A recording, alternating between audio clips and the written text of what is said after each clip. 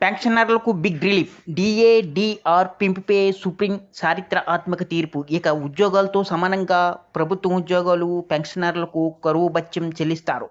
DRS allowance, DRS relief పేరుతో ప్రతి సంవత్సరం ఎంత ఇవ్వాలి అనేది ప్రభుత్వం నిర్ణయిస్తూ ఉంది.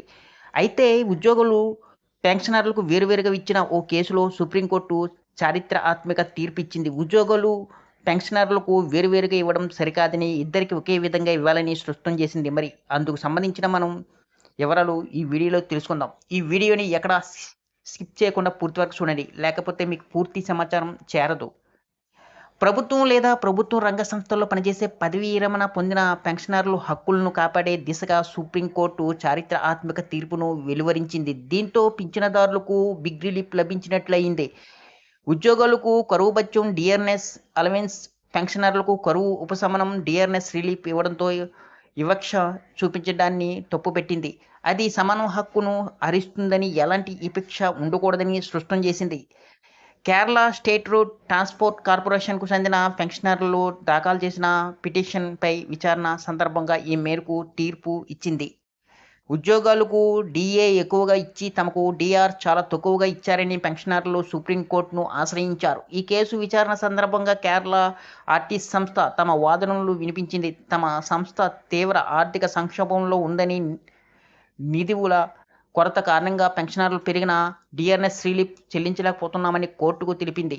ఇదే సమయంలో ప్రస్తుతం పనిచేస్తున్న ఉద్యోగులకు ప్రాధాన్యత ఇవ్వాల్సి వస్తుందని పేర్కొంది. అయితే సంస్థ ఆర్థిక ఇబ్బందుల్లో ఉన్నప్పుడు కేవలం పెన్షనర్ల ప్రయోజనాలకు మాత్రమే ఆర్టీసీ సర్వీసులో ఉన్న ఉద్యోగులకు డీఏ చెల్లించడాన్ని కోర్టు తప్పుపట్టింది. జస్టిస్ సూర్యకాంత్, జస్టిస్ కేవీ విశ్వనాథన్లతో కూడిన ధర్మాసనం ఈ మేరకు తీర్పు ఇచ్చింది.